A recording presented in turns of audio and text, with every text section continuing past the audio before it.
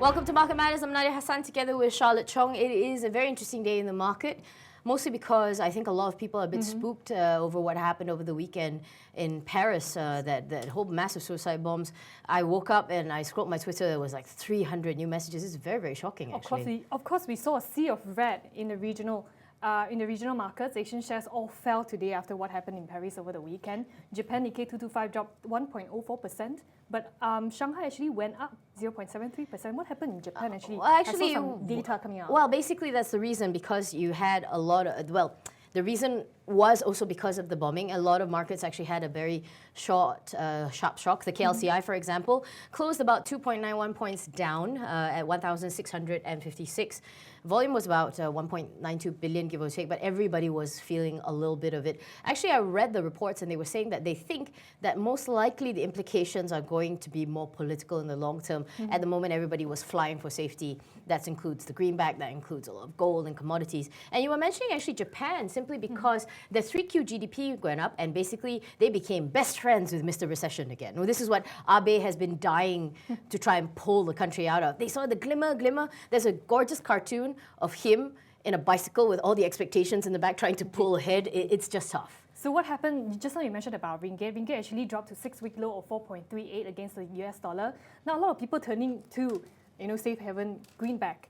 And Credit Suisse actually came out with a report saying that they will see a further moderation as a sliding ringgit and goods and services tax hurt consumption in Malaysia. Yeah, so going back also to regional, we're jumping a little bit all over the place today, but you were mentioning the Shanghai Composite Index actually up a little bit. It's had a very rough summer. Apparently, their Securities Commission came out and said that margin financing requirements were now tighter. What they're trying to avoid is that swell of enthusiasm where everybody just blew their money way too early, and that was what happened, and that's what happened to the markets crash to have a really, really bad summer. So they're trying to avoid that. So before we wrap up today, actually I want to add one more point for the commodity prices. Just now I mentioned about ringgit, right? Actually commodity prices is actually under pressure as well. It's Brent crude oil actually down to $44.47 US dollar a barrel. Well, moving on to our hot stock of the day, we're looking at Talam Transform. Actually flat, 5.5 cents. And okay, fine. I admit I'm a bit of a grammar Nazi, so when I see Talam Transform, I know what they're trying to do, but I get Optimus Prime's voice in my head going, Autobots transform. It just doesn't seem to be a point. But basically, this company actually jumped 9% because they secured a deal, they aborted a deal. So what happened was the company actually wanted to dispose an 85% stake in this company. It's a hotel, Jilin Province Maxcourt Hotel Limited, to Creative Hotels Management. So I think shareholders are react positively because they are not disposing it, and probably they see some potential in this hotel. You see, then that is my big bugbear, because of course Talam was known as Talam Corp.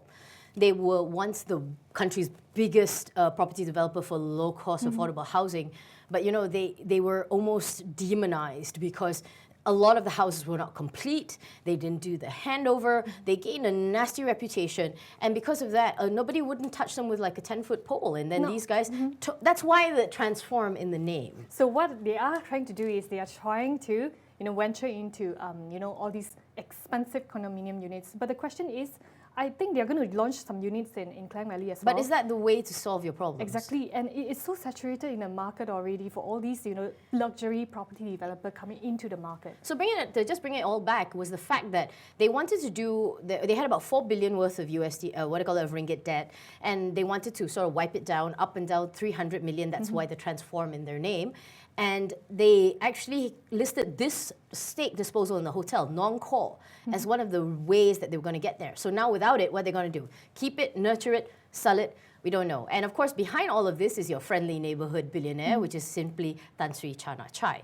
He loves this company. After he even left UK Euro, he actually loves this company. This company must be like a first girlfriend or something, because what they say about true love, right? And the first love never goes away. So looking at their financial performance, actually their net loss, they registered net loss of 12 million ringgit. Revenue was at 87.3%, down at 10.9 million ringgit. Well, okay, so just to bring it home, why does it matter? Simply put, they actually were supposed to dispose of a hotel, but they didn't. Share price went up because of it. However, does it help their debt lightening plans? Moving on to stocks with momentum, and we have this company that, okay, call us a little silly, Petron Malaysia Refining and Marketing Berhad, we know the petrol stations. We were a little unaware that they actually kind of listed. It's pegged as negative momentum, but up actually about 5.62% to 3 ringgit and 38. So basically, this company, they are the third largest fuel retailer in Malaysia after Petronas Dagangan and also Shell Refining Corporation, and they produce gasoline, diesel, liquefied petroleum gas as well. Yeah, so these guys, right, they actually, despite the slump, they actually did quite well if you looked at their earnings. I was very impressed because from a loss, they actually swinged it back to a huge gain, and that was because they actually improved operationally. I mean, to me, that is music to my ears, It's like, seriously, you did the right thing. Saying that, right, I have this question. Are you loyal to your pump? Are you loyal to your pump? I'm not. It depends on where I run out of my fuel, and I just want to get it filled up immediately. So you're easy, are you? Anything? No. I mean, anything. Are you loyal?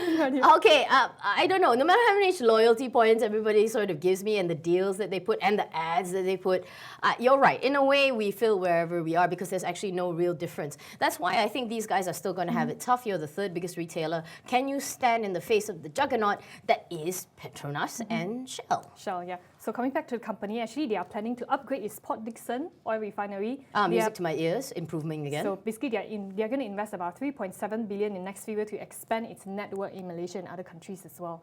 Now, just now when you mentioned about despite crude oil prices slump, they have very fantastic earnings. Share price actually up 21.9% to 3.41 since a year earlier. So and maybe so that's the reason why our momentum, the Edge Research captured the momentum. Yeah, maybe because I think it just sort of like went too fast and people don't see any kind of improvement for it. And you want to compare, we were talking about PetDag. We've talked about PetDag quite a few times on the show. They actually saw a decrease in diesel demand and that hurt them quite a lot. They actually did that 440.8 million decrease in revenue. So in a way, it's kind of great to see that Petron is actually reversing the trend. They actually did the right things and they moved up. But just to sort of bring it all home, they are actually, our stock to momentum today is Petron. They make petrol stations pegged with negative momentum by the Edge Research. And of course, we are wondering about competition and about whether it will affect them. But actually, if you look at their earnings, they've done enough operational improvement to actually make investors smile a little bit.